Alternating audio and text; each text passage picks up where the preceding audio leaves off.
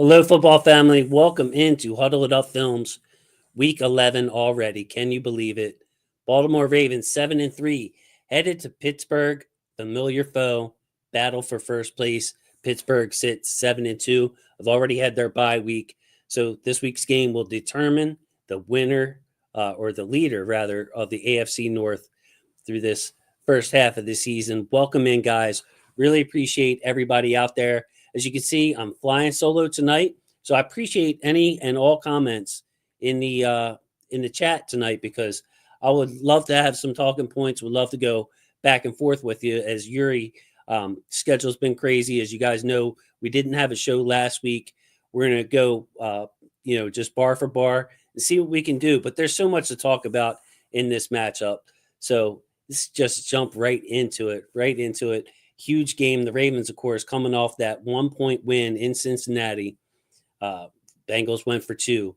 Last play of the game.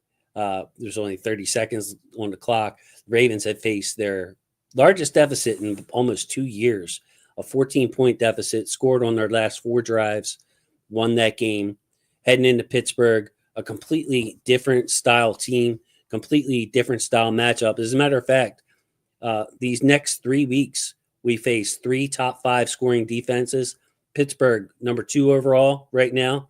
The LA Chargers, week after, number 1 overall scoring defense. And then the Philadelphia Eagles tied for 5th in scoring defense. So this Ravens offense has been challenged. We had Denver, we had Cleveland, pretty much passed those tests for the offense, even though we had a loss to Cleveland in there. They're going to be even more tested in these next 3 weeks. Strength on strength. Ravens offense leading the league in points and a bunch of other categories, total yards, going against some really good defenses. Let's just start the show with this guy, and why not? Lamar Jackson, already 2 MVPs, looking for his third. AFC Offensive Player of the Week again. Now, this is the 3rd time this year. The other 2 times were against Cincinnati and on that Monday night game in Tampa Bay. So you're looking at Offensive Player of the Week twice against Cincinnati, twice on the road, and twice in primetime games. Lamar Jackson showcasing his talents for the world to see. And it's just amazing when you look at some of the numbers that he's put up. I mean, he's 3 yards behind Joe Burrow for passing yards, and he has 70 fewer attempts. So he's leading the league in touchdown passes. He's leading the league in yards per attempt. Of course, he's the league leader in rushing yards. Just the total package, the final form of Lamar Jackson, him and Todd Monken. And, side note, I think it's really important to try to keep Todd Monken, to give him a raise. I'm not sure if, he'll be interviewed for head coaching jobs. I've went back and forth with this. I think that considering his style and his honest, abrasive nature, maybe he falls into that Wink Martindale category of a guy that teams don't see as the face of the franchise. Maybe he's just a coordinator, quote unquote, just a coordinator. But I can see the other side of that too, with his success at Georgia and now here with the Ravens. Of course, everyone will look at it and say, well, of course it's easy to have success when you have this guy, should we see on the screen, quarterback in your team every week, and King Henry leading the league in rushing. But Todd Monken has done a really nice job this year. I mean, think about the number of times that you personally have question play calls. It happens every year, of course. But I think for the most part, like the most frustrated I was the failed Wildcat taking the ball out of Lamar's hands. What was that, last week, 2 weeks ago? Other than that, Todd Monken has given us a freebie. Think about the touchdown pass to Aguilar, the fake rollout by Lamar Jackson. There are a lot of plays that I'm marking down on this offensive team where no one particular player is doing an outstanding job. It's just schemed open. So I'm really impressed with Todd Monken and the job has done. You see Lamar with a 141 passer rating this week, and he's getting close into historic territory. In fact, he is in historic territory. If the season ended today, of course it doesn't, long way to go, 7 games to go, Lamar Jackson would be the all-time leader in QB rating. Now, of course, this is courtesy of Kay Adams, Up and Adams Show. I appreciate her for this graphic. But just take a look at the MVPs on this list. Although Aaron Rodgers won it twice, Peyton Manning, 2004, I believe, was the year he won it. But just unbelievable efficiency from Lamar Jackson. And like I said, it's not just efficiency. The air yards are there for him. The yards per attempt are there for him. And he's doing it without a Justin Jefferson, without a Jamar Chase. It's just an impressive game overall. Impressive season for Lamar Jackson.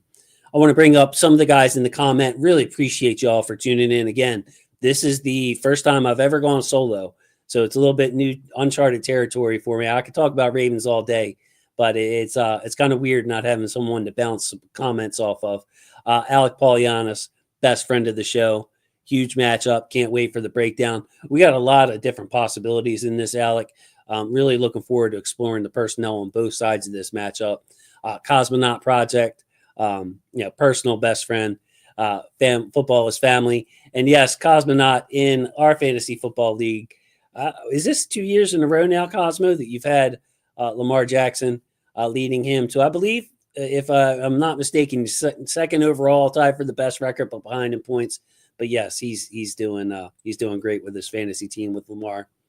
And Palisades just got out of work. Been waiting for one of your live streams. Thank you so much. I really appreciate that. Big question number one: how does our run defense fare against the Steelers' run game? That's going to be a low key to this game. Obviously the Ravens run defense is ranked number one in the league, not only in yards allowed, but yards per carry. So teams aren't running it a lot. And when they are, they're not having success because of our offense. Teams are having to throw on us a lot. Our pass defense, of course, is the weakness overall in this team. So a lot of teams just abandon the run and don't stick to it, Palisades. But this is what, part of Pittsburgh's identity is running the ball.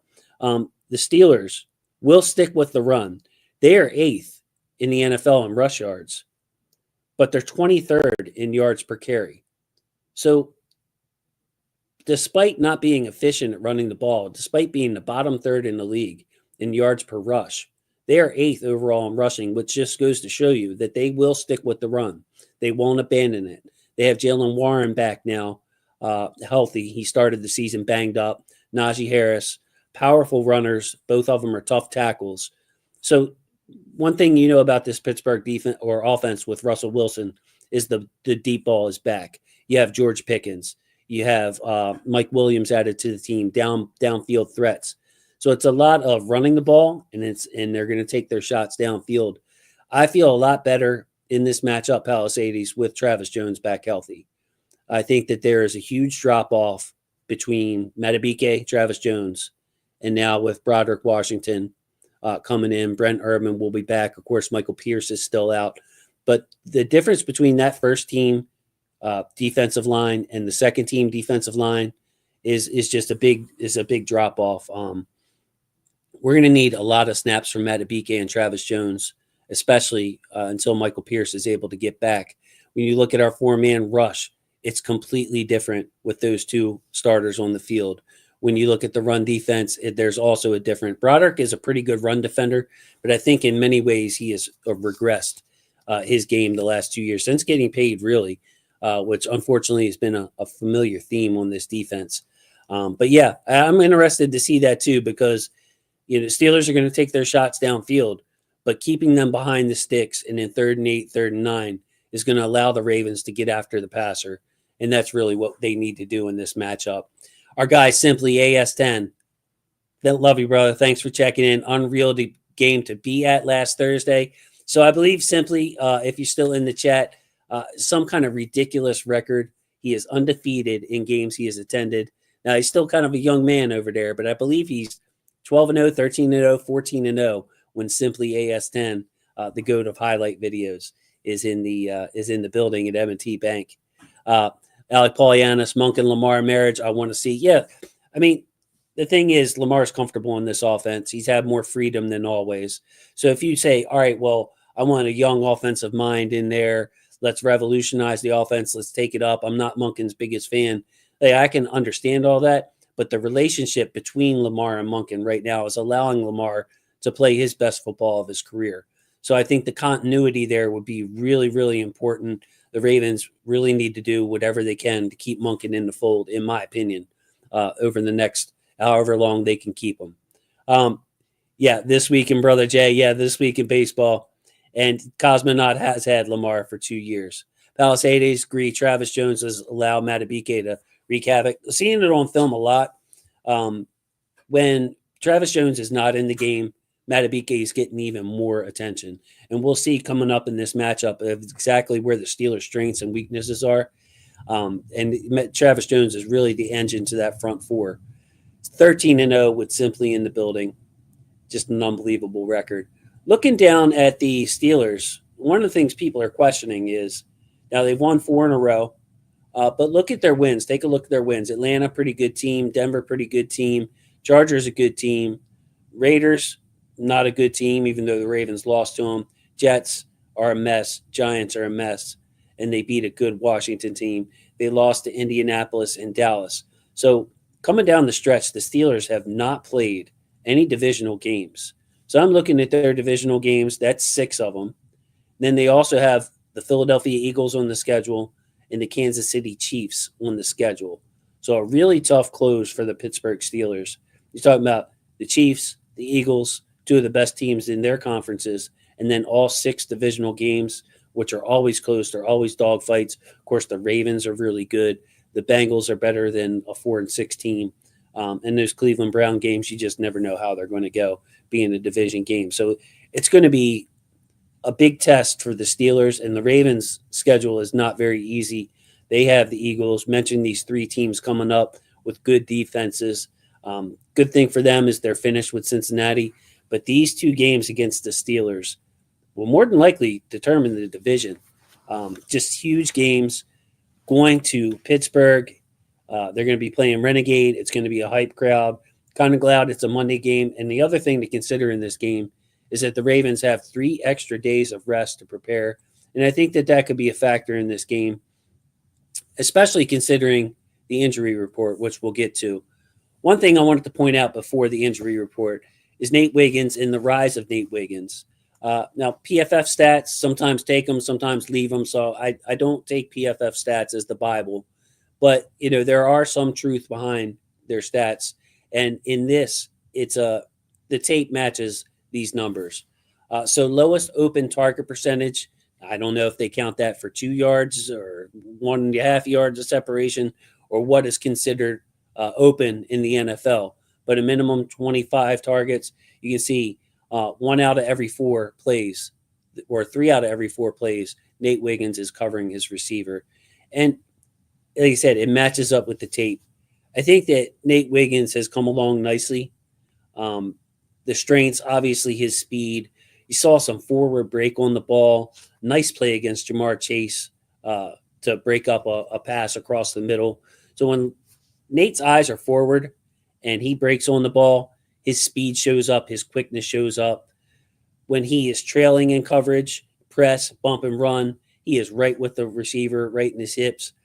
The areas for growth I see in Nate Wiggins' game is much what I saw in college. Number 1, too grabby. So he's going to, it's going to be a challenge if he faces somebody like Pickens or Mike Williams, physical guys. And obviously Nate's not the biggest guy, to keep his hands to himself a little bit. Obviously some checking downfield is good, but you don't want to grab the jersey. And the other thing is I'd like to see him trust his speed a little bit more and gear down and not run full speed when he's in trail coverage. I mean, I've seen some of these receivers, they can't run with Nate Wiggins. And yet they'll be running downfield, and he looks like he's in full gear all over him. Can't get any more any more on him. And then they'll stop and turn around, run some hitches, some comebacks, some deep outs, stuff like that. And Nate, it takes him a long time to gather, some false steps in his gather. So what I would like to see him is to cheat a little bit, look back, peek back, gear down his speed a little bit. So if the receiver does make a break, that Nate can match that. But so far, the battle between him and Cooper DeJean, 2 guys I had very close on the draft board. DeJean's playing very, very well for the Philadelphia Eagles. Of course, he's more of a slot corner, a safety. And Nate Wiggins, 2 excellent DBs off to great starts in their career. Kamari Lassiter, by the way, somebody whose speed was the main question, sitting on that list too. So it is going to be important, especially if Kyle Hamilton is out, and the trickle-down effect, meaning Marlon might have to play some slot for us. Nardarius might have to move back to safety in Kyle's spots, without having Kyle at nickel, without having Kyle at strong safety. Nate Wiggins, it might actually trickle down to him and play more. Something else I wanted to bring up, Harbaugh's press conference. He talked a lot about he touched on it a little. He wasn't really in a great mood this week. I kind of like spicy Harbaugh, but talking about Tre'Davious White, he said we expect him to get in there and start taking snaps in the rotation. That's why we traded for him. Pretty strong words from Harbaugh. Not real coy on that one. And then, of course, you have Nate Wiggins, who could see an uptick in his snaps. Our guy, Alec Poliana, says, I want him in at 100% of the snaps. But Brandon Stephens, there's no getting around it. He hasn't played as well this year as he played last year. And to me, it's like when I watch Brandon Stephens play, it's kind of like having a mansion with a leaky roof. Like, it looks great all the way down through in phase. And then either at the break or at the catch point, it's just, a leaky roof. I'm not sure that this is like the body language hasn't been good from Brandon Stephens. He had that big almost interception last week. Maybe that sparked something, but the zone coverage just hasn't been good between him and Marcus Williams. So can Nate get an uptick? Can Nate handle right cornerback? Will Tre'Davious White get his chance at right corner? That's one thing with the Ravens that I think is hurting them as well, is that they're playing sides. For those who really pay attention, and for those of you who follow the show, Brandon Stephens is always at right cornerback. So if the Bengals, for instance, want to line up Jamar Chase on Brandon Stephens, they can choose that. They can dictate. We don't have a corner that can travel. They want to put George Pickens on Brandon Stephens' side. They can do that because they know exactly where Brandon Stephens is about to be. The left's cornerback, Marlon Humphrey, Nate Wiggins, they're both better off. Well, Marlon can do everything, but Nate Wiggins is definitely better suited for a left cornerback, in my opinion, an off corner who can use his speed to break forward. Two different kind of skill sets. I mean, they both do the same thing, but your press corner, your big, strong press corner, that's Brandon Stephens' skill set. He's not had a good year, but that's what he's best suited to do. If you ask him to play left corner, ask him to play safety, John Harbaugh shut that down. He's just not very good away from the ball. He's better closer to the line of scrimmage. So it's kind of a conundrum for the Ravens right now at cornerback, and they need to get this straight to really close out and do what they want to do this year. Now, I mentioned the extra 3 days of rest. This is going to pay off big time for the Ravens. The Steelers are banged up. Now, the only Raven who missed practice was Kyle Hamilton. And I hesitate to even use the word only Raven because he's the best player on the defense by far. Kyle, nasty ankle turn, NBA type, ankle got turned and laid motionless on the field. I don't know about you guys, but when I saw that, it looked like a non-contact, season's over, defense, man, we're really in trouble. Luckily, he just turned his ankle when you saw it on the replay. He was out working on the side field today, which is an encouraging sign. But for the Steelers, they have a lot more problems than that.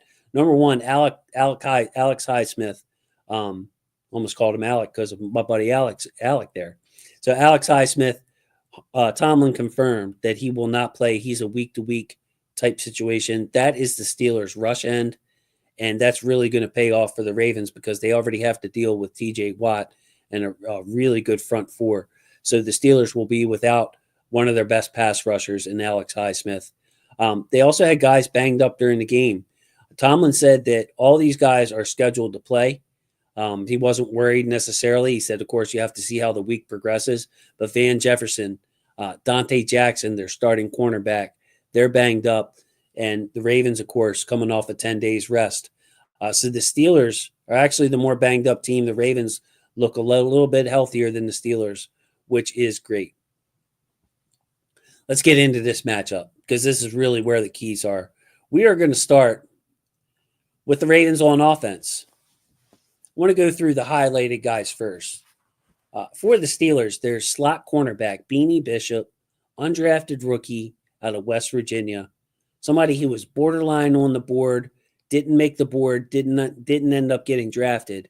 and that's a size concern for him.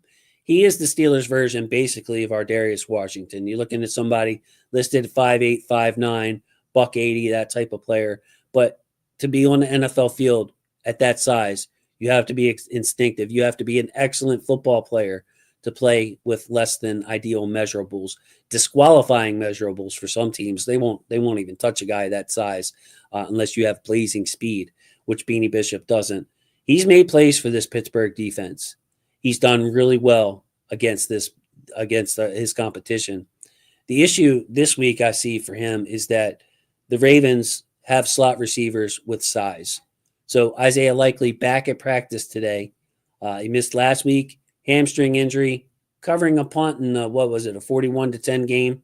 Isaiah Likely, even though we have 100,000 special teams guys active for some reason in a blowout, Isaiah Likely was barreling downfield full speed, covering a punt, pulled his hamstring. Back at practice today. We also have someone like Nelson Aguilar, good size in the slot. Mark Andrews, good size in the slot.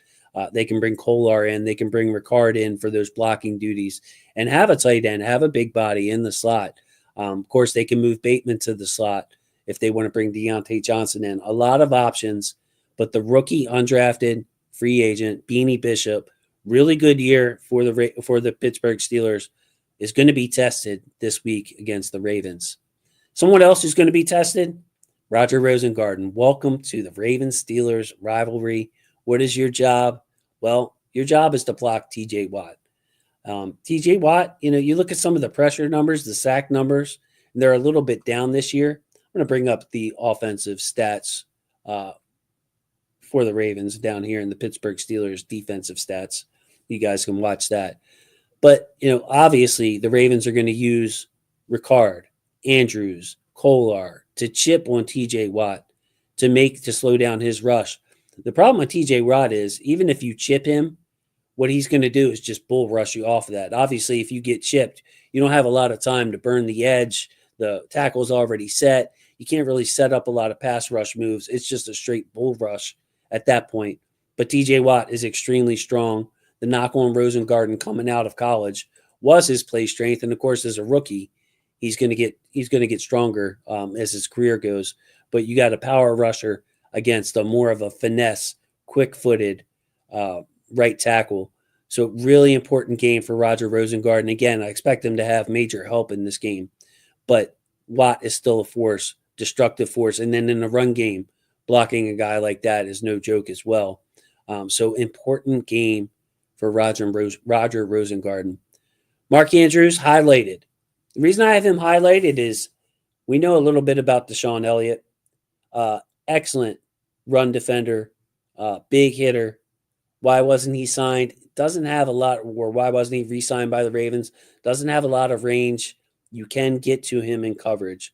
So between Andrews moving to the slot, lined up against Bishop, or covered by Deshaun Elliott, maybe he sees a little bit of a Landon Roberts, who is their inside linebacker. They're playing zone. This is a game I could see Mark Andrews, who's gotten more and more involved after that preseason car accident and the surgery, the major injury he had last year. I could see Mark Andrews having a big game this game against Pittsburgh. It's just really nice. It's funny that everyone was saying, well, Likely he's on the come up. Mark Andrews, should we trade him? Should we keep him? Is he going to be done in Baltimore after this year? And, my overall thought was, how are you going to tell Lamar Jackson you're trading or getting rid of Mark Andrews? I just can't see it. Can't see it happening. Ravens, of course, hung on to him, and he is progressing nicely as the season goes on, becoming more and more. Leads the Ravens in touchdown catches. I think he has 5 of them. Just an excellent player, all-time Raven.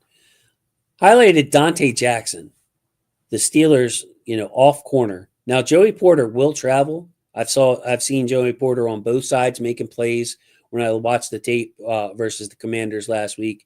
Their second corner is Dante Jackson. Mentioned earlier, he's banged up. So they had to bring in another corner, unheralded corner, last week. They expect Dante Johnson to be back. That's what Tomlin said. But they had James Pierre, another journeyman-type corner. They don't have a lot of depth in that cornerback room. Just got Cameron Sutton back. So Cam Sutton a trustworthy guy, but not the best corner. Dante Jackson, Joey Porter, these are tough matchups. The Ravens present tough matchups for them too. Zay Flowers just too shifty. And you're talking about Dante Jackson, a guy that plays almost exclusively off coverage. They don't ask Dante Jackson to press. He's smaller, undersized. And if you give Zay any kind of room to cut, zigzag, y'all know how that goes.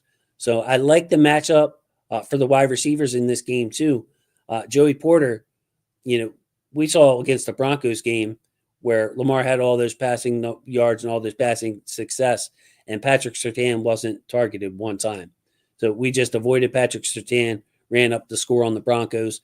We could avoid Joey Porter if we wanted, but I think that the type of receivers that give Porter problems are the receivers like Zay Flowers, the smaller, quicker receivers. We saw Porter intercept Lamar Jackson in the end zone last year, kind of sealed the game. He bullied OBJ, got the interception. Those are the type of receivers that Porter can handle and has done a really good job in this league. It's the smaller, quicker guys. Porter gets grabby, can get called for a lot of penalties. So the Steelers, if they were facing bigger receivers, slower receivers, possession receivers, I could see this matchup favoring them. But with the route running of Bateman, Flowers, and how about Deontay Johnson? Will he get into this game? I would love to hear any of you think that he's going to get a big uptick in this game or whether he's just going to slowly move in. I could kind of see it either way. I kind of feel like when you sign with a team and you play your old team, that your new team kind of makes sure you get the ball in those situations to get you involved in the game plan, to inspire you. You'll inspire the team. Imagine if Deontay Johnson breaks off a play and scores a touchdown in Pittsburgh, that crowd's going to boo. The crowd will be silent. Everybody on the sideline for the Ravens will just be so excited for Deontay Johnson. So part of me thinks that they're going to try hard to get Deontay part of this game plan. Maybe go more 11 personnel, but likely just coming back.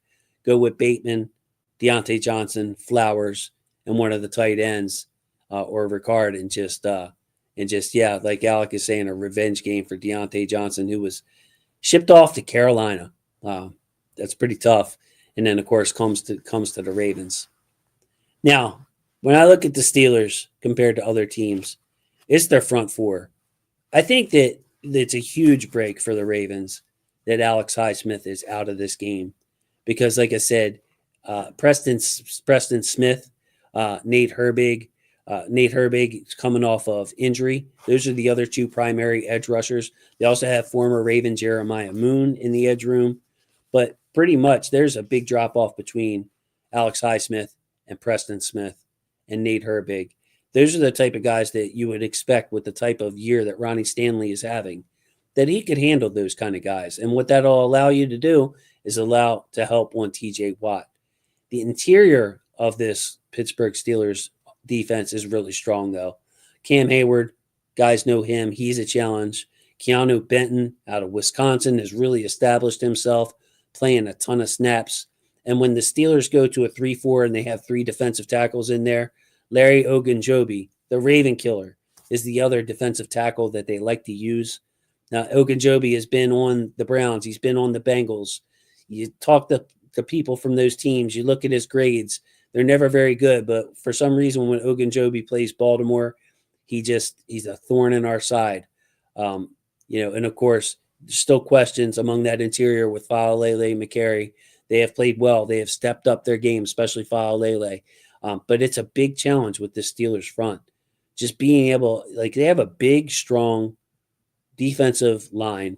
Smith, Hayward, Benton, Watt, all big, strong guys. And, of course, they have speed behind it with Patrick Queen. Landon Roberts, a replacement level linebacker, nothing special there. But, a big, strong team, the kind of team that can give your offensive line problems and is given offensive line problems. Really tough to run on the Pittsburgh Steelers as you see their rankings run across the bottom of the screen. Ravens, first in scoring, first in total yards, third in passing yards per game, first in pass yards per attempt, first in rush yards per game, and first in yards per carry. this Ravens offense. Can you believe it? After all this time in Baltimore. But yeah, look at the Steelers. Second in points allowed, eighth in yards per game. You see their passing yards per game at 19th. So there are some weaknesses in this pass defense you can take advantage of with Dante Jackson and Deshaun Elliott. But you see their rushing yards allowed, fourth, and yards per carry allowed. They're right up there with the Ravens, third. Ravens are number one overall. So really tough to run on them.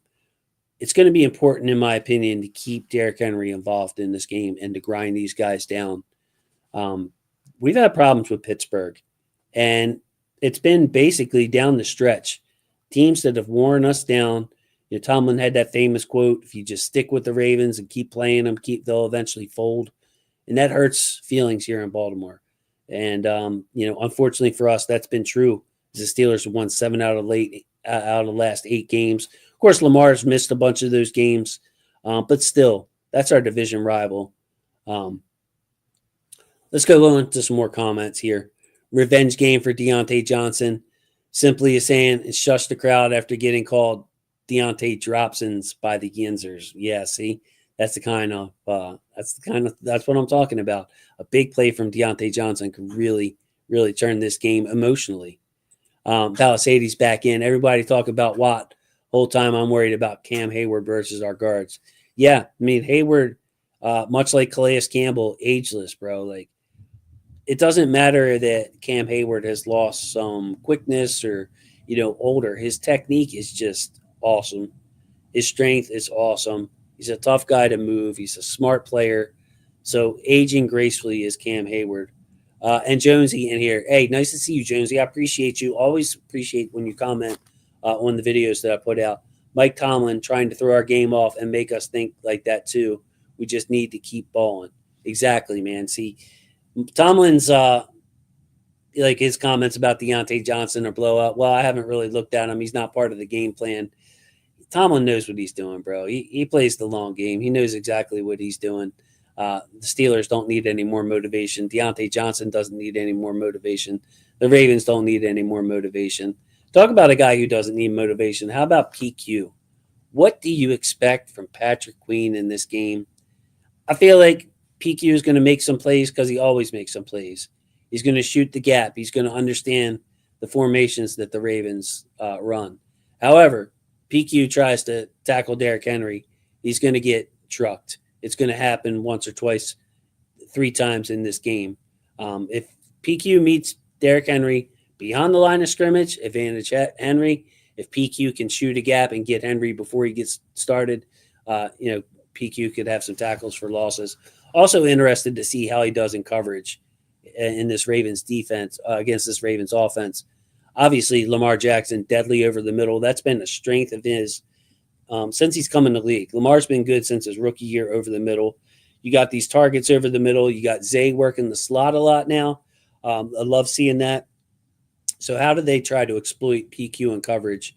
PQ will follow the quarterback's eyes a lot. That's where you saw like his picks and Mason Rudolph. And I'm trying to think of what other quarterback really stared it down. But if you stare it down for PQ, he will get in position to make a play. But you can also, same thing that makes you laugh, makes you cry. If you look PQ off, you can get him going in the wrong direction and really open up some holes there. Big player in this matchup, as always, Minkah Fitzpatrick. Ravens have done pretty well against him. Remember all the times Hollywood Brown dusted Minkah Fitzpatrick? Like, Minkah looks great against anybody, but for whatever reason, Hollywood Brown gives him problems. That's pretty funny. Simply checking in. Love him dearly, but overly emotional. Will get a personal foul call. Yeah, I could see that. I can see, the Steelers have a couple of guys on the team like that. One of my philosophies would be like, I would send out the 53rd guy or maybe somebody who's not even active for the game to go talk some smack to George Pickens before the game. See if you can get Pickens stirred up and maybe he does something crazy and gets ejected from the game or something like that. The Steelers do play with emotions. Use that both for them and both against them. This Ravens team shows a lot of heart and emotion as well. But they're pretty under control. What they're not under control is, something that I have been really, really disappointed and has been consistent and been consistently bad for the Ravens are the penalties, especially the ones on offense. The holdings, the false starts, the illegal men downfield, self-inflicted wounds. And this Ravens offense is going so well right now. And Lamar Jackson has not been sacked a lot. You just don't want to do anything to put you behind the sticks. Like if you just don't make mistakes, if you play a clean game on offense, all of a sudden a great offense becomes almost unstoppable offense. So really disappointed. I believe the Ravens lead the league in penalties or penalty yardage. If not, they're right up there. I didn't check out the stat before the game, but penalties continue to hinder us, especially on offense. Palisades is the type of games we got Derrick Henry for. Physical. Exactly. See, it's one thing to beat up an offensive lineman, or maybe they're overpowering you, but to have somebody on you and then try to tackle Derrick Henry is a different animal. It's a different animal. And to wear these guys down, he said, look up some of the snap counts for TJ Watt, Cam Hayward, Benton. They don't rotate the way the Ravens rotate up front. They wear these guys out. This is week 11 now coming up. Fourth quarter Derrick Henry, third quarter Derrick Henry. I think it's important, Palisades, to really stick with the run in this game and to make them tackle Derrick Henry for 4 quarters. Would love to see it. Wear him out, chase Lamar around. What I expect to see here is the Steelers will blitz a lot. I feel like they will send Landon Roberts and have Patrick Queen kind of as that guy who is quote unquote spying Lamar Jackson, but maybe he's taking the hook curl flat, the underneath zone, but is going to charge Lamar as soon as he sees him rolling out. So I could see the Steelers bringing 5, trying to get Lamar off his spot and just kind of rolling Queen to the outside, to the alley to try to meet Lamar before he gets started. I saw the Pittsburgh Steelers do that a lot versus Jaden Daniels, and I would expect them to have a similar plan against Lamar. There's just no good plan against Lamar right now. But to force him off his spot, because you can't let Lamar sit in the pocket. Of course, you can't let Lamar roll out. Of course, you can't let Lamar beat you with his legs. You can't let Lamar do everything. Lamar is great at everything. So good luck to the Steelers defense, not really, against this Ravens offense. Would like to hear what you guys think about the point total. Will the Ravens get up around 30? They're averaging 31 points a game. Is this the kind of game at Pittsburgh in that environment where the Ravens are going to struggle to score for the first time this season, really, since week 1? I think the Ravens have scored 20-plus points in every single game. It's going to be really, really interesting to see. I think the Ravens are going to be just fine. One thing that's kind of been a theme, it seems like we saw games with Greg Roman where we came out, we're crushing it. Opponent makes an adjustment. The defense makes an adjustment at halftime, and we have problems closing games. This Monken offense is different. Cincinnati, we only had 7 points at the half. Denver, we started slow, and then the avalanche hit. So I'm loving the adjustments that Monken's making on offense with Lamar, how they're coming out at halftime. The Ravens scored 4 straight times to close out that Cincinnati game. They needed every single one of them. So your offense isn't going to be perfect.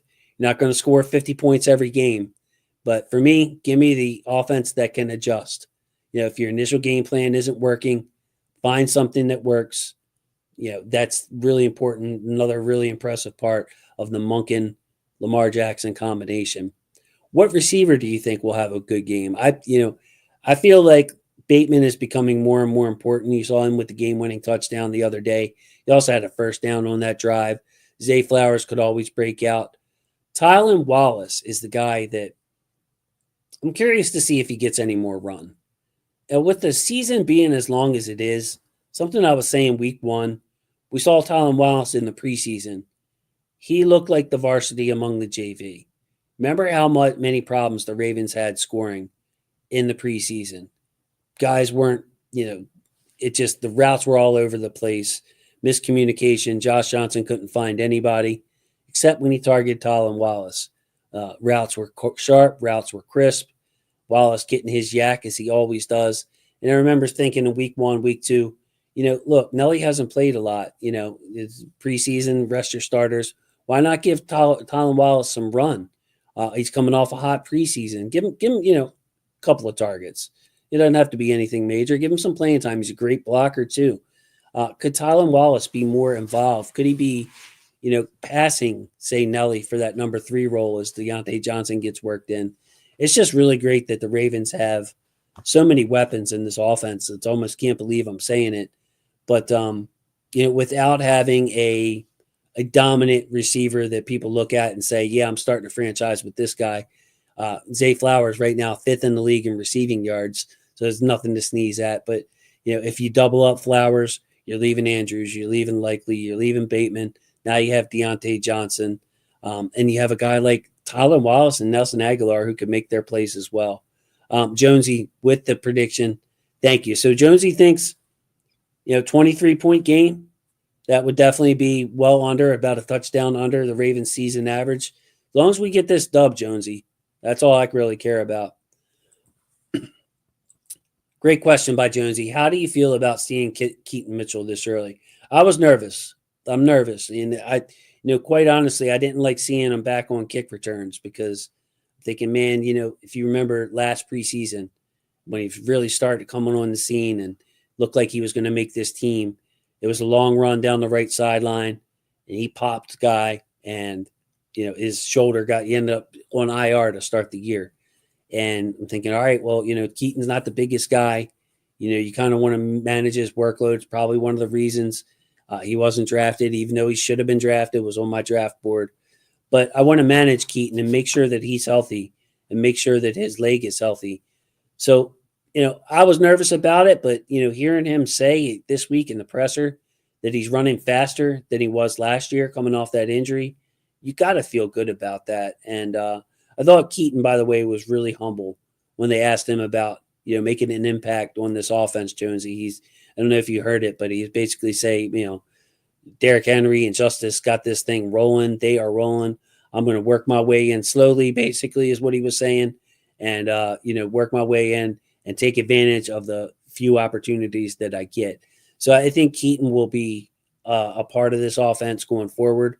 I think when you come December, where I would, how I would break out the carries in an even game, we rush 30 times. Derrick Henry, 15 to 20, closer to 20 touches. Justice Hill, maybe about 8 touches when you consider his carries and his passes out the backfield. And then Keaton with about 5 to 8 himself. That's kind of how I see the balance going in this offense. Derrick Henry getting his share. Justice Hill, obviously the third down back. I kind of see Keaton as a change of pace for Henry. First and second down type back. Get him a screen pass on first down, that kind of thing. Because Justice has been so good in pass pro, Keaton really hasn't been asked to pass protect at this level before. So Justice Hill will be the third down back, the 2-minute back. You work Keaton in some of those Derrick Henry type situations. That's kind of how I see it. I don't know if you guys agree with me on that. Let's flip it over to the other side of the ball. Steelers have a lot of moving parts over there as well. Let's start with the players that are highlighted. First of all, George Pickens mentioned he moves around and the Ravens play sides at corner. So if Pickens wants to go up against Brandon Stevens, he can. If the Steelers want to move him over, if Wiggins is playing over there, they can move him to the right side. But he has really come alive with Russell Wilson as the quarterback. Russell Wilson, by the way, third 3-0 in his 3 games with the Steelers. As I flip over the numbers down there. Appreciate y'all sticking with me. Pickens will move around and they will take his shots downfield. He has averaged, I think 70, 80 yards. Not sure if it's going to scroll across the bottom with Russell Wilson. His production has ticked up a lot. At receiver, they have a lot of moving parts. Now, of course, Pat Freiermuth, the tight end, is going to play a lot. And the other tight end that you see there, Darnell Washington, the big 6'8", 300-pound looking tight end, one of the best blockers that I've ever scouted coming out of Georgia. Just an excellent blocker. His snap percentage is about 50%. So, I put 12 personnel, the 2 tight ends up on here because Darnell Washington plays about half the snaps. but they filter their receivers in. Calvin Austin on the screen right here. They also have Van Jefferson, who is banged up on the injury report. Van Jefferson, crafty route runner, more of a possession receiver. Calvin Austin, a Z, maybe a slot, quick, fast receiver. And then, of course, they have Pickens, the downfield big threat, and they just traded for Mike Williams. By the way, Mike Williams didn't play much, got one target last week. It was the game-winning touchdown versus the Commanders down the left sideline. So his first target as a Steeler, game-winning touchdown for Mike Williams. So there's not a ton of speed. Calvin Austin is the fastest guy. Other than that, you got Pickens, not known for his speed. He's a size receiver, excellent body control. What a player he is. Mike Williams obviously beat up, big guy, downfield threat, but doesn't do it with speed, does it with his size and body control as well. So speed-wise, the Ravens are going to be faster. You look at their running backs, Najee Harris, Jalen Warren, not speed backs, they're power backs as well. This is a power offense for the Pittsburgh Steelers. So, speed-wise, the Ravens can be all over the field, but this is a methodical, pound you into the ground type offense for the Steelers, who will take deep shots as well. So you cannot sleep on that. That's part of the reason I have Marcus Williams highlighted. Now, Marcus Williams made a baffling play last week. That touchdown to Chase, just as the Ravens tie it up, I believe, or came back one play. Marcus Williams biting on an underneath route, but even after the ball was thrown, couldn't find the ball. It doesn't look right. But he also made some plays. If you saw the cut up I made of the DB highlights from the Cincinnati game, he actually had some good breaks on the ball, made a really nice tackle, also got to a deep ball. And if the deep ball would have been off a little bit, Marcus Williams could have intercepted it. He was there on time. But with the downfield passes to Pickens and to Mike Williams potentially, this is a big game for Marcus Williams to see if he can make a play. The Steelers are going to try it. It's a staple of their offense. They're not just going to throw it deep once or twice. They're probably going to try it 3, 4, 5 times. There's no reason to bite on these underneath routes. Freiermuth isn't going to kill you with yak and explosiveness. Neither is Washington. You got Tavon Austin is really the only yak guy on this team. Van Jefferson, the older receiver. So Marcus Williams, stand up. This is the game for you, bro. They're going to throw down the sideline. Let's see the range. Let's see the anticipation. Russell Wilson puts a lot of air under his passes, a really nice deep ball thrower. This could be a game where Marcus Williams finally puts his stamp and proves that he's going to be back. John with the question. Nice to see you, John. Could we put Wiggins or Marlowe on Pickens instead of Stevens? Again, John, we play sides. So Stevens is going to be on the right. If he's in the game, that's where Stevens is going to line up. Marlon does not travel. So the Steelers are going to have their choice. The Ravens do not travel. I think that it holds us back, honestly, John. I think Marlon could be the guy who's traveling because he's clearly our best cornerback. But yeah, the Ravens are playing sides, so the Steelers can line their guys up wherever they want and pick their own matchups. So that's tough. And no problem, buddy. I always love seeing you in here, John. Thanks so much. Najee Harris, had him highlighted because obviously the Steelers are going to stick with the run. Najee Harris has a good game that bodes well for the Steelers offense. Jalen Warren coming back on the scene as their number 2 back, getting his share of carries. If he has a good game, that bodes well for the Steelers offense. Russell Wilson not completing a high percentage of throws, but he's taking those deep shots that's really helping him. Matabike, interesting guy coming off that huge 3-sack game versus Cincinnati. He is facing, let's go down this Steelers offensive line, and this is part of the reason that I have Matabike highlighted. We'll start from left to right. Left tackle Dan Moore, 4th-round pick, was a bit of a project, and this is his last year with the Steelers. He was a 2021 draft pick. Has turned himself into a solid left tackle. Oweh could have a nice game against him, but overall, Dan Moore has done pretty well for himself after taking lumps in the league for his first couple of years. Isaac Seumalo, their left guard.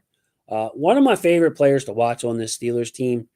Uh, Pass protection, not great, but he is a mauler. And when we've seen him in these matchups, last year in these matchups, you're talking about somebody who gets push and can get pushed solo. That is Isaac Siamalo. So, big game for Travis Jones to play big.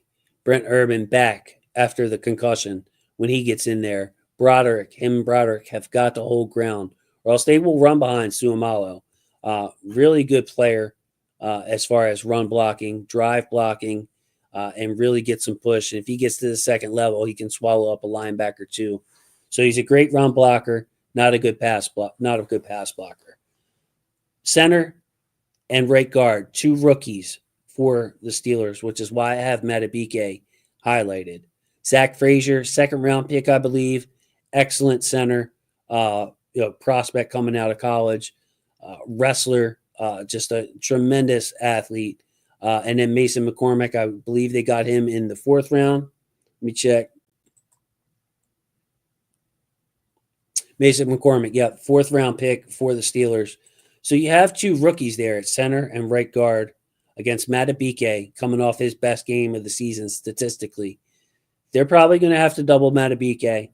And if Jones is giving Suomalo a lot of problems in the pass rush, this is where the Ravens can make their hay in this game. That interior push, big game for Travis Jones, big game for Justin Matabike, and in an area of this Steelers offense that they can exploit. Van Noy against former first-round pick Broderick Jones. That's a good matchup. I like Van Noy in that matchup against Jones, who hasn't really lived up to the first-round potential. Of course, he's a right tackle. So overall, I kind of like the Ravens front four in this matchup when the starters are out there. Again, when Brent Urban's out there, Broderick Washington's out there. Tupou got in the game last week, looked pretty good, but it's definitely a drop-off between them and the two superstars of Jones and Matabike. They're going to need that push. Nate Wiggins, we talked a bunch about. Kyle Hamilton, do you expect him to play? I kind of don't. I thought it was just super encouraging that he was working off to the side. Officially, it did not practice today, but super encouraging that his injury isn't super serious, and we'll get Kyle back sooner than later. Maybe he takes a shot, extra tape on that ankle, and guts it out. But if he doesn't, whatever it takes to get Kyle healthy and have him as close to 100% as a human can possibly be late in the football season, I am down for it. By the way, did y'all check out some of the plays Darius Washington made? Not just on the last play of the game, the 2-point conversion, but he had a bunch of them on that last drive. I want to say 3. The last 3 highlights, I had DB highlights on that video. Please check that out. It was the last video I put out this week. We're all Darius Washington all over the field. If Darius has to play, we're going to be in good shape. I'm just really curious to see what they do with these DBs. Eddie Jackson still played some. Him and Darius split time. What do you do with Humphrey? What do you do with Wiggins, to John's point? What do you do with Stevens? Does Tre'Davious White get in this game? Does he take a series? Is White, the kind of guy that matches up better than Stevens against these deep ball receivers? It's going to be really interesting to see how the Ravens play this against the Steelers offense. Roquan, Trenton Simpson. Trenton Simpson is looking better and better every week. He played a lot last week. They did not go to that dime defense nearly as much. It was a lot of Trenton Simpson last week. And Roquan has got to get himself in better shape and start dominating. I don't know what else to say about that. I thought maybe it was a slow start. We need Roquan to start making splash plays. Game like this is the kind of game that I like Roquan, kind of like Marcus Williams, has had a poor season, but matches up good against these deep ball receivers. Roquan Smith against some slower backs with not the most elusive backs, but power backs.